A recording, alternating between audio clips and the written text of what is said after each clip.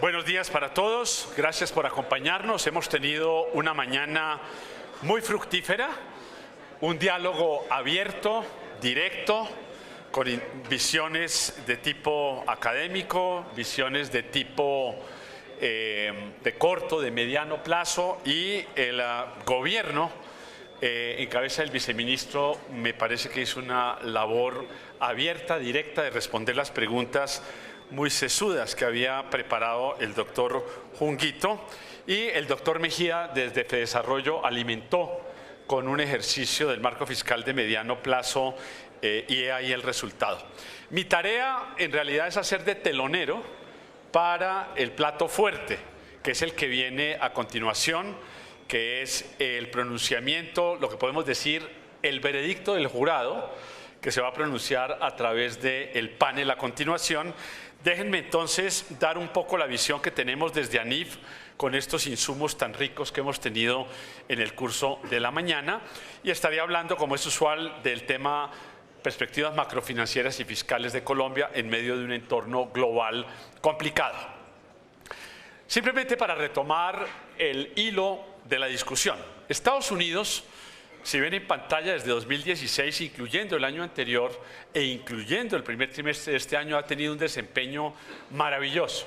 Una aceleración de 1,6, pasó por el 2,5 de potencial al cierre del año anterior, y estamos viendo que en este primer trimestre todavía, a pesar de que se habla de vientos recesivos, que probablemente se han incrementado de 20 al 40% en el curso de los próximos 12-18 meses, he aquí que nos continúa sorprendiendo positivamente la economía norteamericana al crecer 3,2. Sin embargo, todos, a medida que avanza el escalamiento de la guerra comercial, incluyendo en algún momento escenarios de pugna con México, con Alemania, su industria automotriz, y por supuesto el escalamiento a 550.000 millones de comercio que podrían llegar a subir las tasas arancelarias del 10 al 25%, todo ello nos pone en una senda de desaceleración económica. Este año podría ser 2,3, 2,5, pero claramente en el 2020 el grueso de los analistas estamos apuntando ahí sí a una cifra subpar. Sería 1,5 o 1,7 como aparece en pantalla, y por eso los bancos centrales han cambiado su tono de alzas a una señal neutra de la política monetaria, pero probablemente anticipándose a que antes del cierre de este año podríamos ver una reducción en la tasa del Federal de los Estados Unidos. En la zona euro también el panorama es lo mismo, buen desempeño desde el choque post-Lehman, especialmente 2014 en adelante. Año anterior cerró en 1,8, marginalmente por debajo del 2,4, pero se perfila una desaceleración del orden de 1,2, 1,7. Miren en el gráfico las historias tan diferentes al interior de Europa. España, 3 años consecutivos creciendo a la increíble tasa del 3%, ya en el 2018 se desaceleró a 2,6, pero este año y el próximo probablemente va a estar entre 2,3 y 1,9, superando una crisis política y un problema de fragmentación eventual al interior de la Unión Europea. Si llevan su vista a la parte inferior, ven una Italia en verde con dificultades. Cerró el año en recesión, arrancó el año en recesión y difícilmente va a poder crecer en el plano positivo este año, difícilmente llegará al 1% el próximo año, y una de las razones por el cual el Banco Central Europeo ha hablado de una política de reinyección de liquidez, el TROW3, y habla en el día de ayer de eventualmente reducir sus tasas de interés, tiene que ver con la fragilidad del mercado financiero italiano e inclusive el alemán. Gran Bretaña, UK, con dificultades del Brexit que todos leemos a diario y con una crisis política que todavía no se sabe si Corbyn o alguien más va a lograr realmente hacer lo que quiere Gran Bretaña, que es de alguna manera elegante arrodillar a la Unión Europea ante una Gran Bretaña que sabe que va a estar perdiendo en el costo de provisionamiento de alimentos y en lo que tiene que ver con su hub financiero. Han revivido los vientos de fragmentación en la zona euro, tema que creíamos superado 6 meses atrás, la debilidad de Macron, con el movimiento de chaquetas amarillas y el movimiento anti-establecimiento, con una polarización de izquierda y de derecha, deja en general en el Parlamento de la Unión Europea recién reelecto una posición de debilidad frente al liderazgo que tuvo la Merkel y que traía Macron hasta hace 6 meses. En general, los vientos de desaceleración global de 3,7 hacia 3,3 tocan entonces con unos Estados Unidos que está aguantando, que todavía no estamos ciertos de que venga una recesión global, pero las historias de escalamiento de la guerra comercial bien podrían disparar rápidamente en 2020 un escenario mucho más ácido del que estamos manejando por el momento. El desempeño macroeconómico del mundo desarrollado ha sido muy positivo en los últimos 3-4 años. La tasa de desempleo en la zona euro, que ustedes ven en la línea superior, bajando de niveles del 10, del 9%, pasó por 7,9, cierre del año anterior, y en el arranque del año, sorpresivamente, está con cifras que apuntan hacia 7,5. 7,5 está por debajo de lo que los economistas llamamos tasa de desempleo, tasa de pleno empleo, que pensábamos estaba alrededor del 8%, y he aquí que por debajo del 8 creíamos entonces que vienen presiones salariales que podrían acelerar la inflación. Ello no está ocurriendo en Europa y más aún no está ocurriendo en los Estados Unidos, cuya tasa de desempleo de largo plazo, que imaginábamos en 4,5, rompió la barrera del 4 y aquí que ha estado coqueteando con valores de 3,5, 3,6, lo cual podría reversarse hacia 2020, pero por el momento la Fed lo que ha dicho es: estoy monitoreando qué pasa con la tasa de desempleo, estoy con un sesgo neutral, pero atento a si vienen todas estas fases y riesgos recesivos, especialmente por el tema de la guerra comercial, podríamos pensar en bajar la tasa de interés. Por el momento está cómodo todo el mundo, con la inflación global, Estados Unidos al 2, la zona euro al 1,2, y el precio del petróleo, que había arrancado en algún momento tocando valores de 75, 80 en el Brent, dada la desaceleración global, está más perfilándose a la franja 60-65, con lo cual quita la presión de costos que en algún momento se estaba viendo. Esto parece nirvana en el mundo desarrollado. Crecimientos arriba del 2,5 en el mundo desarrollado, desempleo por debajo de los niveles de pleno empleo y no hay inflación.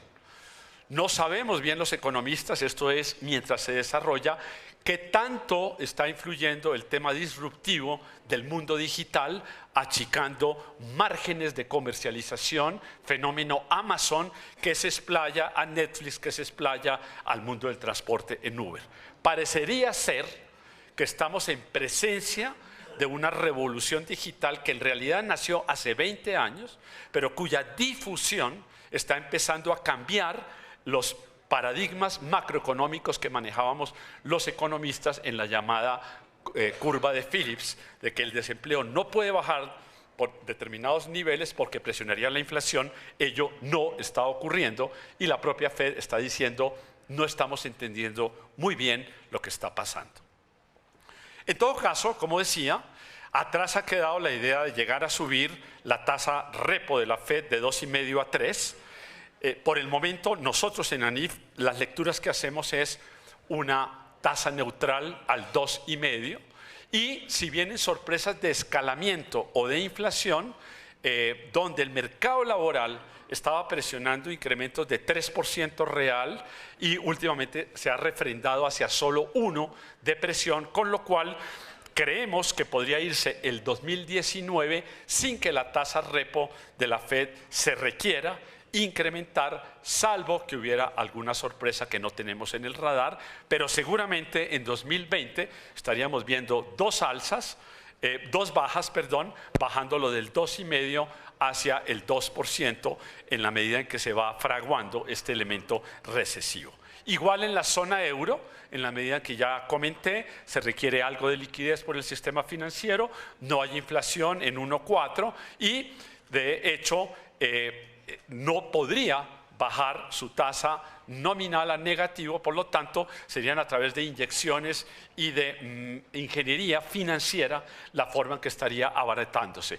Esto, que es una medida de ayuda al sistema financiero global, en realidad encierra un gran riesgo. Y es en la medida en que no hay alzas en las tasas de interés, se comprimen los márgenes de préstamo y se afectan las utilidades del sistema financiero a nivel global. O sea que el tema de normalización monetaria no se alcanzó a llegar allá y ya estamos nuevamente con fenómenos que afectan en realidad la estabilidad financiera global.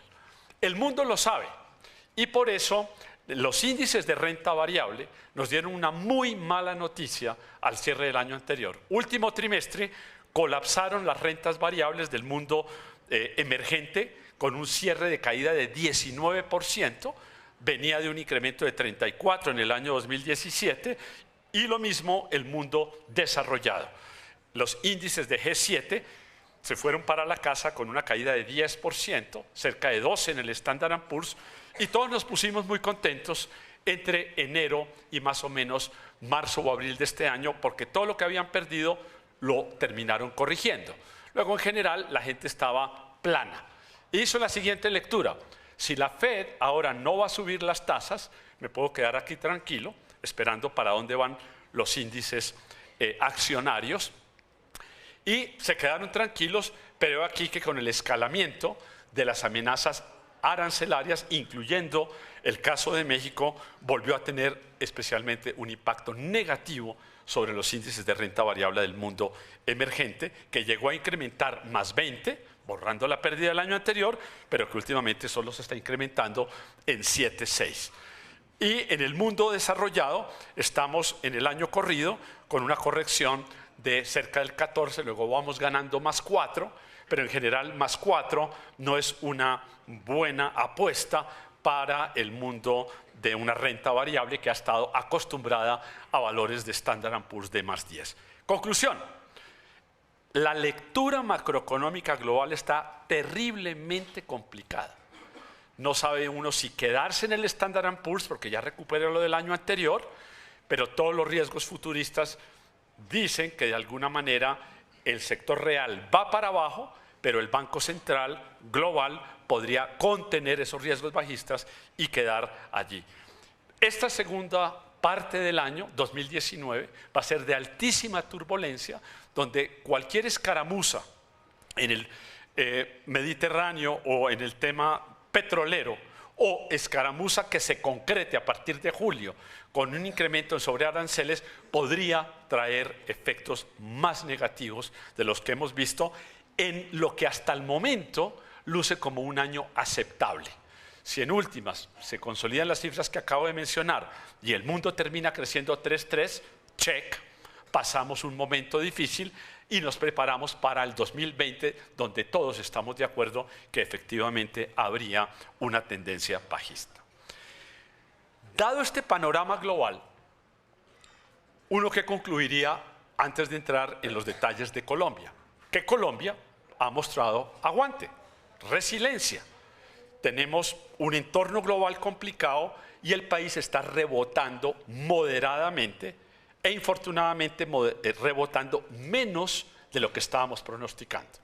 Creo que nadie, ningún analista serio por lo menos, está hablando de ni cifras negativas ni desaceleración a niveles del 1,4 como el que tuvimos en 2017. Eso está bien, válido, check, resiliencia, aguante. El problema es si la pendiente de recuperación de Colombia en un entorno global tan complicado como el que viene para 2019 y 2020 va a ser de continuar con una pendiente de recuperación a tasas del 4, 4,5. Nosotros no lo vemos y, como voy a argumentar a continuación, vemos que por el momento le podemos apostar a un 3,3, pero tenemos un sesgo bajista por dos elementos: por el entorno global y dos, porque el arranque del año de Colombia estuvo por debajo de las expectativas. Parte de lo que estoy diciendo se ha reflejado en los movimientos de las monedas. Brasil, el más devaluado, entre 2017 y la fecha de mayo, se ha devaluado 25%. Eso es un ajuste bastante fuerte, señal de que su economía en sus déficits gemelos probablemente no andaba muy bien, y Colombia con un ajuste de menor envergadura, pero claramente en la dirección de que en el frente externo, en el frente fiscal, las lecturas de afuera no son tan buenas como las que teníamos hace un año. La devaluación acumulada, 12%, y uno se pregunta en esta diapositiva que he denominado el baile de las monedas, si es que lo que está ocurriendo con el real y lo que está ocurriendo con el peso forma parte de una danza acompasada y armónica de todas las monedas contra el dólar. La respuesta de este gráfico es no. Brasil y Colombia están bailando el uno samba y el otro un joropo, que no va de la mano con el vals que pueden estar danzando China y la zona euro. Conclusión, implícitamente hay algo particular de las economías de Brasil y de Colombia que nos dicen que estos movimientos cambiarios tienen que ver con las particularidades de nuestra economía. El mundo emergente también ha mostrado resiliencia.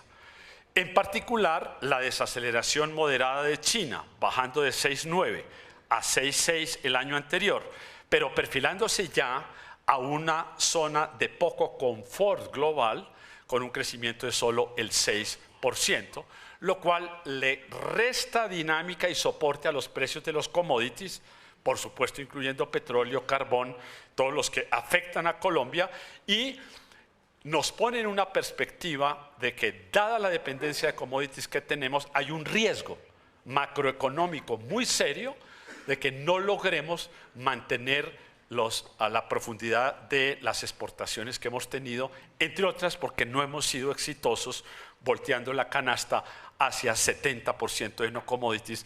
Llevamos 15, 20 años diciendo este discurso, estamos con la misma fotografía de 70% de nuestra canasta exportadora con el síndrome de la volatilidad de los commodities que depende fundamentalmente de China. Brasil no luce bien.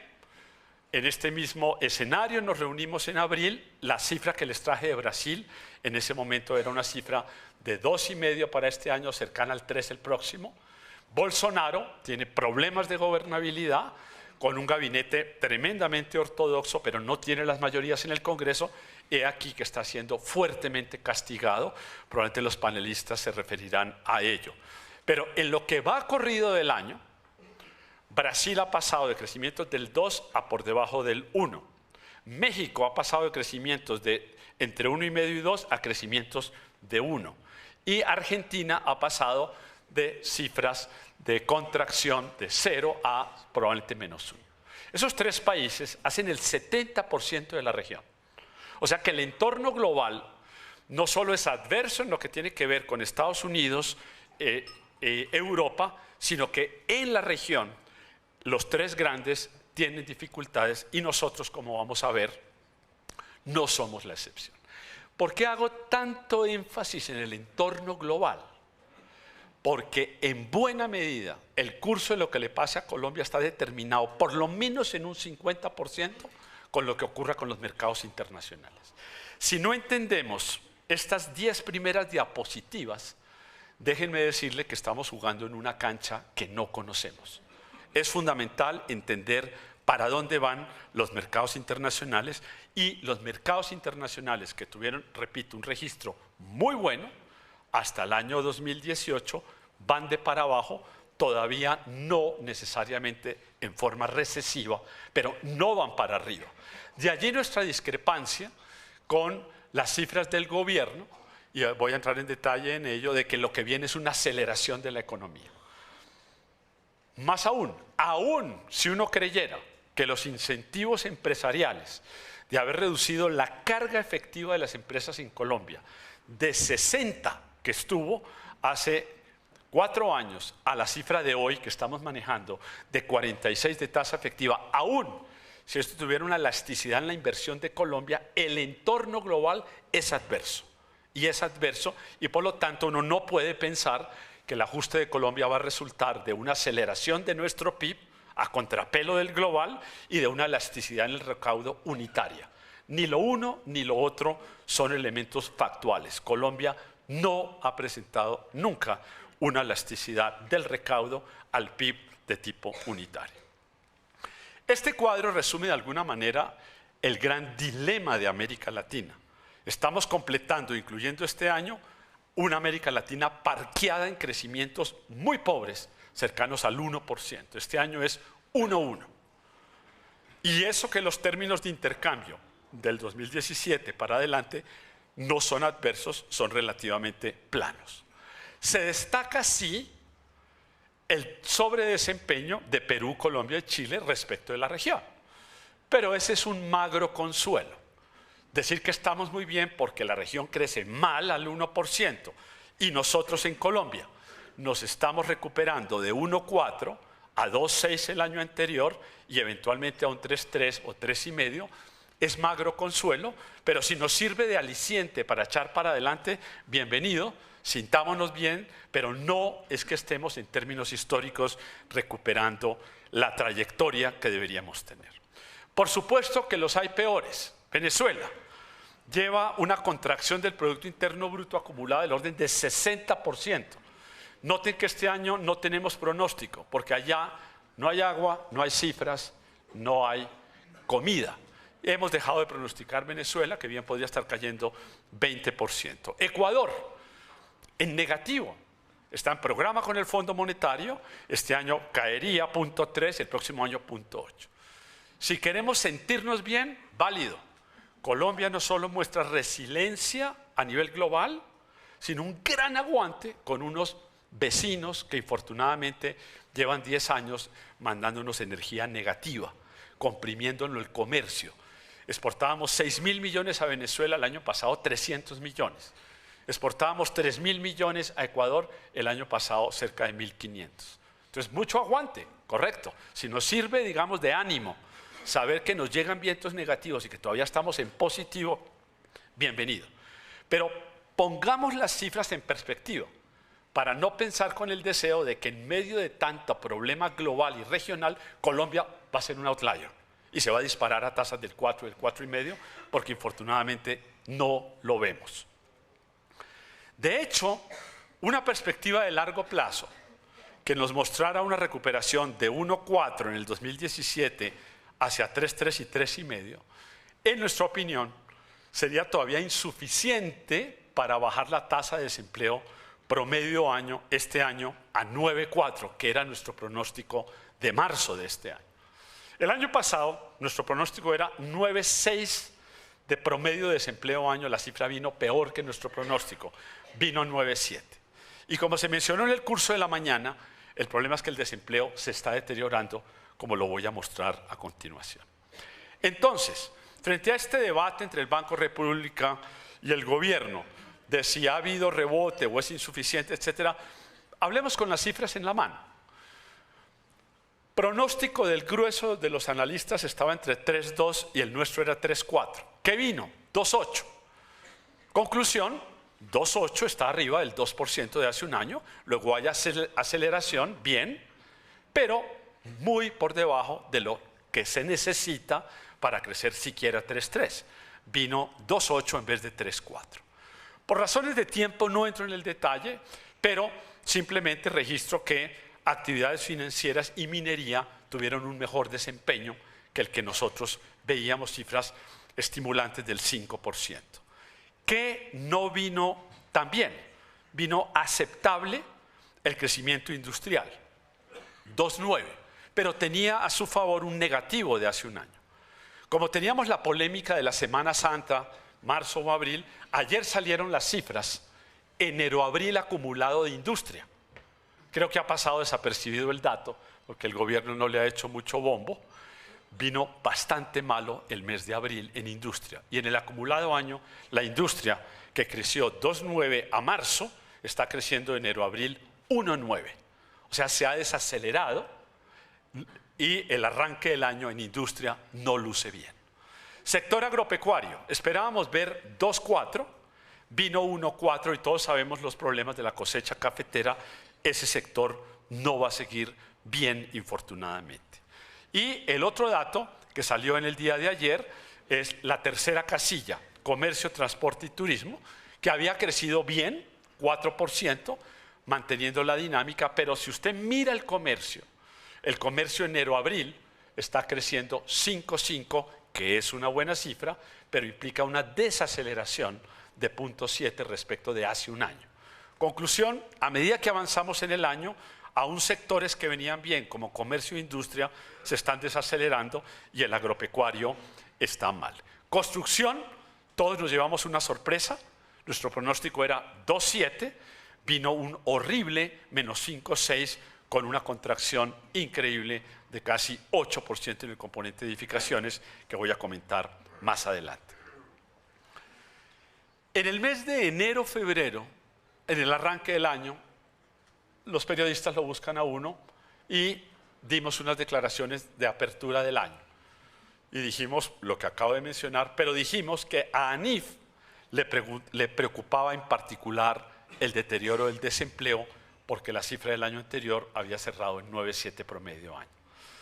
Parados en abril, ANIF está muy preocupado con el desempeño del desempleo.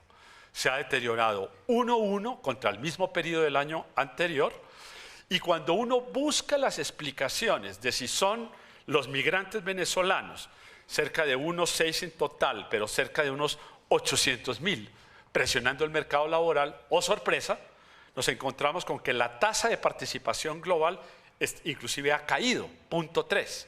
Eso quiere decir que la presión del mercado de la oferta no es la explicación del deterioro en la tasa de desempleo. La explicación está en que la absorción de mano de obra de toda la economía se ha desacelerado de 1 a 0,4. De hecho, el sector industrial, que crece 1,9 en lo corrido del año, ha destruido empleos, queriendo decir que se está modernizando la industria, y por esa razón son más productivos, pero no está absorbiendo la mano de obra que debería. ¿Por qué es preocupante el tema del desempleo en el corto plazo? Porque es la dinámica de la demanda agregada, pero en el mediano plazo, y esta tarde vamos a discutir esos temas a fondo, este es el caldo de cultivo para la inestabilidad socioeconómica del país. Si no mejoramos rápidamente la tasa de desempleo, vamos a tener sorpresas muy negativas en las próximas elecciones regionales y después en las presidenciales, porque no hay ninguna variable que golpee más el establecimiento que un escalamiento en la tasa de desempleo como la que estamos viendo. Y podemos, si quieren, echarle la culpa a los venezolanos, pero las cifras no sustentan esa hipótesis. Y hago eco de lo discutido esta mañana. Uno de los lujos que se ha podido dar Colombia con su institucionalidad es recibir cerca de unos 6 millones de venezolanos, de la misma manera que en los años 70 y 80 ellos recibieron 3 millones de colombianos que iban a buscar trabajo en Venezuela.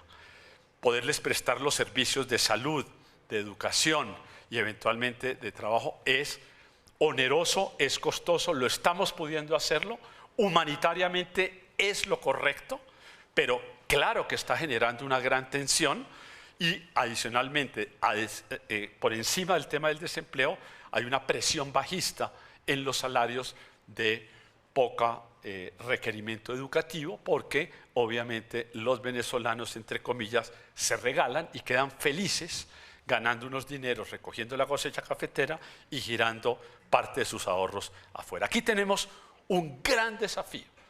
Le decía al doctor Junguito en el café que me sorprende que los reportes recientes de Fondo Monetario, inclusive el de las calificadoras que son un poco más cortos, no hablan del drama del desempleo como me parece a mí la gran variable. Más allá del tema fiscal, más allá de las cuentas externas, creo que aquí nos estamos jugando el futuro institucional del país.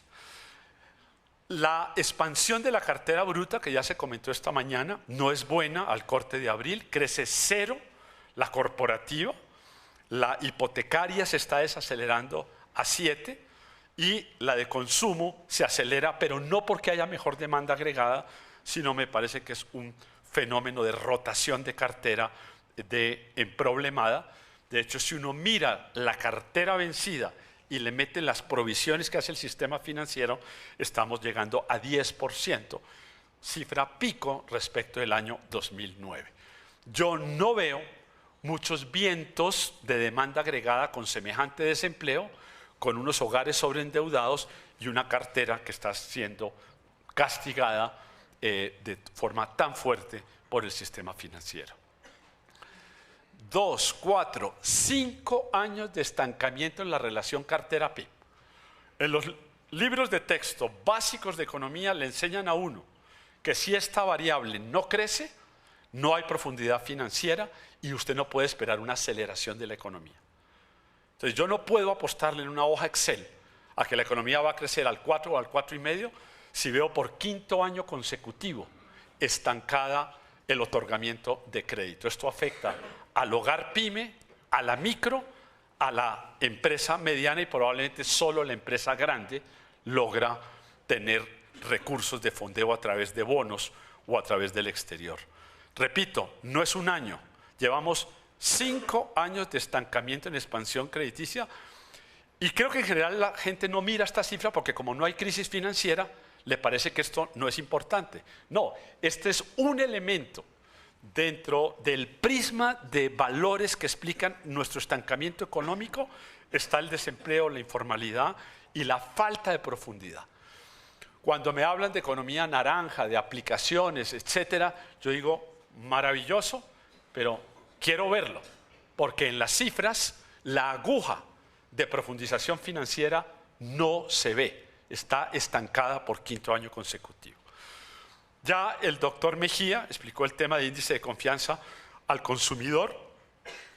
Si ha mejorado precisamente la correlación, pues uno mira más allá del dato que nos pudo haber salido esta mañana, esperemos que haya pasado al plano positivo, es que llevamos mal contado 2 años con unos promedios en el plano negativo. El plano histórico promedia 9,7. Estamos lejos del 9,7, 9 por 2, 18. Estamos a 18 puntos de alcanzar el valor medio. Luego yo sinceramente discrepo de mis colegas cuando miran estas cifras y le ponen un tinto optimista. Yo miro la cifra y digo, ¿qué pasa? ¿Qué pasa? Yo voté por Duque, me puse contento, nos llevó a 20 el índice, duró 3 meses y desde entonces hemos estado en barrena. No creo que este índice tenga un alto componente de incidencia de la llamada polarización política. Creo que tiene que ver mucho más con el desempleo, tiene que ver mucho más con el sobreendeudamiento de los hogares. Pero yo no puedo, por más esfuerzo que hago, concluir de esta cifra, la tendencia de la cifra, un gran rebote de la demanda agregada. Nosotros hacemos un análisis de 14 variables que tienen elementos que de alguna manera lideran lo que va a pasar en la economía. De 30 variables, 14 se comportan bastante bien y con ello trazamos la línea roja, lo que llamamos el NIF Leading Index, lo que creemos que va a ocurrir con la economía, con eso proyectamos. Nuestro pronóstico, como ya expliqué, era 3,4, vino un 2,8. Noten lo siguiente, la línea verde son los datos duros del DANE. El DANE nos dijo en enero, ¿sabe qué? La economía está creciendo al 3. En febrero nos dijo, ¿sabe qué? Está creciendo al 2,8. Y en marzo, ¿sabe qué? Está creciendo a 2,6. Si uno mira estas cifras, a mí me cuesta trabajo entender por qué el Banco Central estaba tan optimista de que las cifras iban a ser 3,2. Y después, ¿por qué se puso tan pesimista de que la economía estaba estancada? Entonces, no termino de entender una posición de un Banco Central que, si por algo, tiene que caracterizarse por su moderación, por su tendencia de largo plazo, especialmente cuando los datos están hablando en sentido contrario contra el que se están imaginando. Nosotros, al igual que Fedesarrollo, mantenemos nuestro pronóstico en 3,3, pero al igual que Fedesarrollo, si le entendí bien, doctor Mejía, tenemos un sesgo bajista. Las cosas no se están dando como para revisarla al alza, ni a nivel global ni a nivel local. Las cosas se están dando como para revisarla a la baja.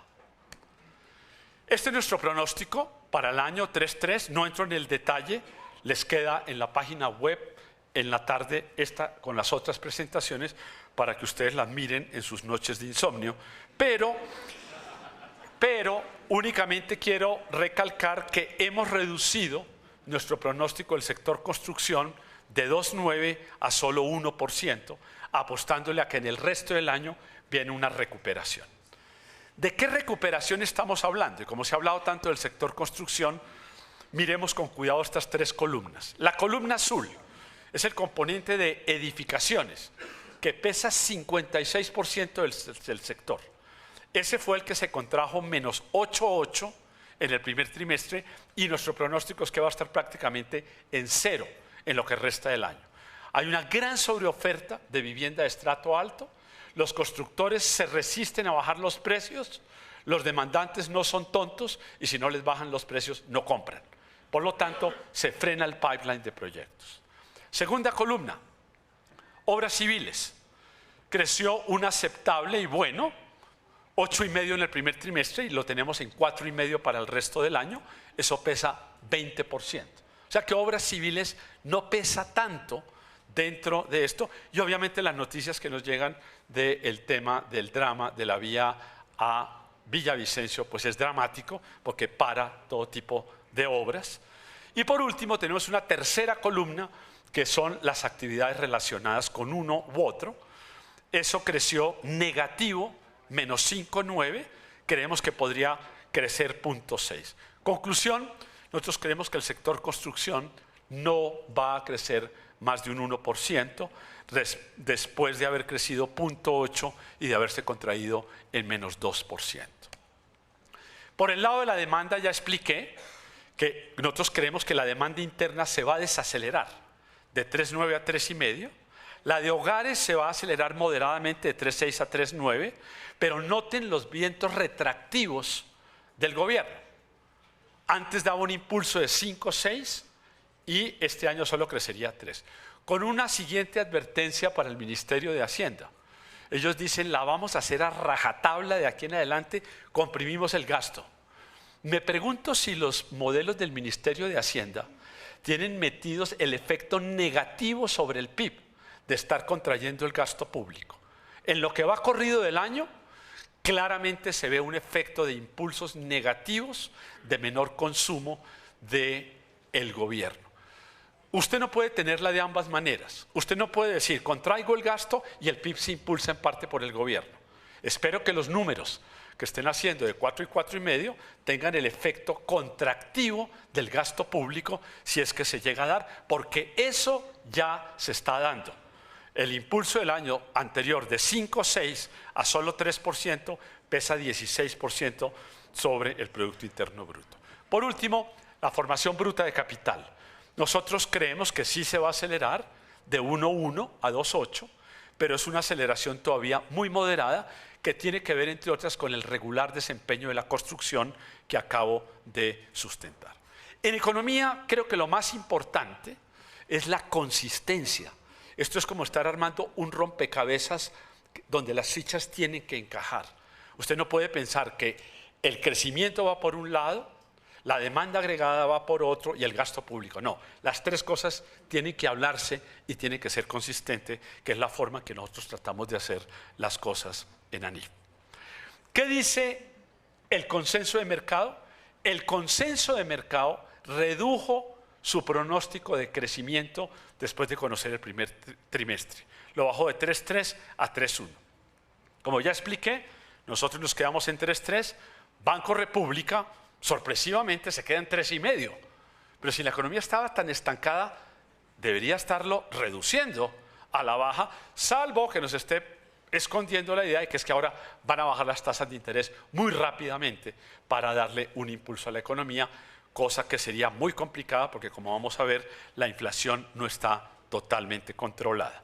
Y por último, gobierno parecería que no ve el entorno global, no ve el arranque enero-abril y se empecina en que aquí vamos, a rajatabla, vamos a crecer, por lo menos en la hoja Excel del Ministerio de Hacienda, 3,6. Pero vamos a ver qué ocurre de aquí en adelante.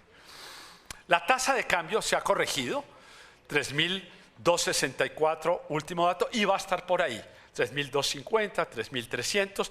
El punto para resaltar, y esto ya lo dijo el doctor Mejía, es que en el año corrido, promedio año, enero-junio, la devaluación va en 12%. Y la pregunta para los empresarios es, si se le encarece en 12% por solo fenómeno cambiario, su insumo, su maquinaria, si usted le va a transmitir parte de eso al consumidor, y uno puede hacer los ejercicios para ver que a ese ritmo, entre 12 y 15% de devaluación por medio año, podría haber un pass-through en nuestros números del orden de 0.3 de aceleración sobre la inflación. Si la inflación va para 3,5, le meto 0.3, va a 3,8. Si yo fuera banquero central, me sentiría no muy cómodo con la cifra de 3,8. Y por lo tanto, el espacio para bajar la tasa de interés, yo lo vería más bien reducido. De hecho, me pondría en modo alza de la tasa repo en segundo semestre. Pero hay atenuantes. Primer atenuante, puede desacelerarse la devaluación. Note que nuestro pronóstico promedio año hace 3 meses era 7,6, luego estamos arriba de eso 12 y en el punta a punta está en 13. Luego si se mantiene a estos niveles de 3.250, 3.300, mi intuición es que el Banco Central va a tener que subir la tasa de interés entre 25 y 50 puntos básicos. Ayuda momentáneamente que el banco anuncie que no va a acumular más reservas internacionales, aunque las necesita. Quiere quitarle presión cambiaria porque se ve que el banco también está preocupado con ello. Las exportaciones colombianas, ¿cómo van? No van bien. Enero-abril es la bolita roja. ¿Cuánto crecen? 0 en dólares. ¿Cuánto crecen las no tradicionales? Se contraen, menos 0.6. Y las tradicionales crecen 8,1. En parte, esto se explica por la caída del orden de 5% en el precio promedio Brent del año, que arrastra el precio del carbón a la baja. Estamos exportando y estancados en 41.000 millones de dólares. La cajita de abajo son las exportaciones no tradicionales que llevamos 15 años tratando de impulsar y que no hemos sido capaces. Están estancadas en ese valor. Ahí están los aguacates Hass, ahí están las uchuvas, está ahora de moda las piñas, etc. Miren, les doy solo una anécdota. No entiendo bien por qué los colombianos no somos capaces de escalar a cifras de varios dígitos las exportaciones. Hace 5 años en Chile no crecían cerezas. En los últimos 5 años hicieron la tarea de volverse exportadores de cerezas. El año pasado exportó Chile en cerezas a China 1.000 millones de dólares en cerezas, de un producto que ellos no conocían. Y podría echar varias de esas historias en el caso del Perú, etc. Creciendo en el desierto de Atacama, con goteo, son capaces de exportar espárragos. A nosotros, como todo se nos da por la naturaleza, pues nos quedamos y exportamos 80 millones de dólares en aguacate Hass. Y exportamos 28 millones de dólares en las uchuvas. Bueno, el faltante son 20.000 millones de dólares para regresar a los niveles de 2012-2014. Por eso, la cuenta externa, como se explicó esta mañana, tiene un problema. Nuestro pronóstico es 3,9, entiendo que el desarrollo está como en 4,2, la cosa podría ser peor. El arranque del año, para no echar película a futuro, en lo que vamos, no fue bueno en el frente externo. Déficit comercial, mi pronóstico 1,7, la cifra que va 2,5 y con un precio de petróleo, repito, relativamente aceptable. Este gráfico lo que indica es que a Colombia le faltan reservas internacionales. Si estamos en 50.000, el indicador de colchón de reservas internacionales contra la cuenta externa y amortizaciones debería estar en ese índice por encima de 2. Es lo que logran Perú y Brasil. Colombia está en 1,3. Entonces, cuando el Banco de la República dice, ¿sabe qué? No voy a acumular más reservas. No es porque no las necesite, es porque está preocupado que el mecanismo le está generando una devaluación y va a tratar de contenerla. Nuestra recomendación es que el Banco República retome tan pronto pueda la acumulación de reservas internacionales. Precio del petróleo no es un mal precio, 67 promedio año. Estamos en una reversión a la media histórica que es 64. Y mi pregunta es, Si tenemos un precio de petróleo aceptable y tenemos problemas en la cuenta externa, no quiero pensar qué pasa si por alguna razón se escala la guerra comercial y cae el precio del petróleo por debajo de 67. Los volúmenes de petróleo están relativamente estables en 1 millón, pero noten que estamos exportando únicamente 600.000 barriles, ya no 840.000, porque estamos mandando a reficar 180.000. Luego el país requiere explorar, requiere el fracking, requiere reinventarse en el frente de minería, además de, ojalá, exportar cerezas exitosamente. Cierro con lo siguiente. Inflación, ya dije, creemos que vamos para 3,5, estamos en 3,3, pero creo que el Banco República seguramente va a tener que subir 50 puntos básicos a lo largo del año. ¿Qué sería lo único que no haría necesario que el Banco Central de Colombia subiera? Que la Fed baje la tasa de interés en 25 puntos básicos. Eso nos daría cierta tranquilidad y eventualmente ayudaría a la economía colombiana.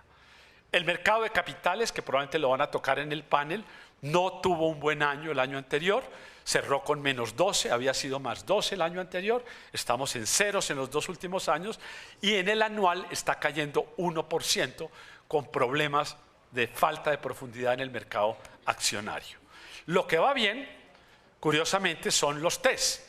Tienen un rally muy positivo por 2 fenómenos. En el arranque del año, la reforma tributaria que quita la retención del 14 al 5 hace un rally positivo y más recientemente ha habido un rally positivo por el hecho de los movimientos de las calificadoras que se va a discutir ahorita en el panel.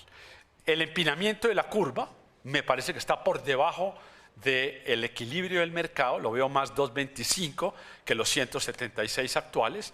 Y sobre el tema fiscal, ya para cerrar, pues nosotros somos de la opinión que la regla fiscal que ha servido a los temas institucionales que mencionaba el doctor Ruguito esta mañana, sin embargo, nos parece que ha perdido credibilidad, porque el comité en el 2018 permitió relajándola cuando los propios parámetros indicaban que tenía que apretarla, y este año que la apretó, terminó concediendo, con la disculpa de los venezolanos, aflojan nuevamente. En el acumulado ha habido una laxitud de la regla fiscal de 2 puntos del PIB entre el año 2018 y el año 2022. O sea que vamos por la trayectoria de la línea roja, comparado con el marco fiscal del 2017 y 2018.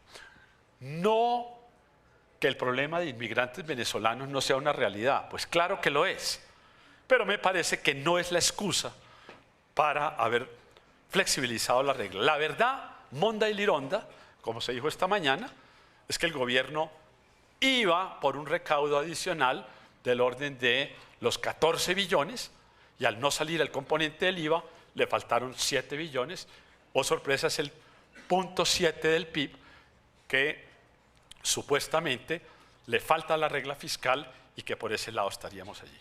Tengo rojo acá, 2 últimas ideas.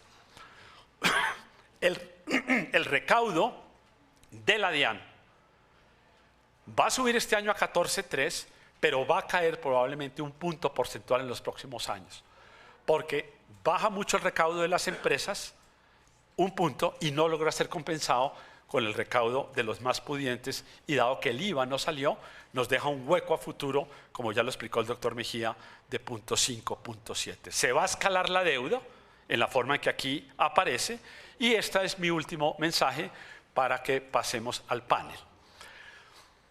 Fitch, como lo va a explicar su representante acá, decidió bajar la perspectiva de positivo a negativo, y Moody's decidió mejorarla de negativo a positivo. Si ustedes se leen Fondo Monetario y las calificadoras, en mi opinión, los 3 están diciendo lo mismo.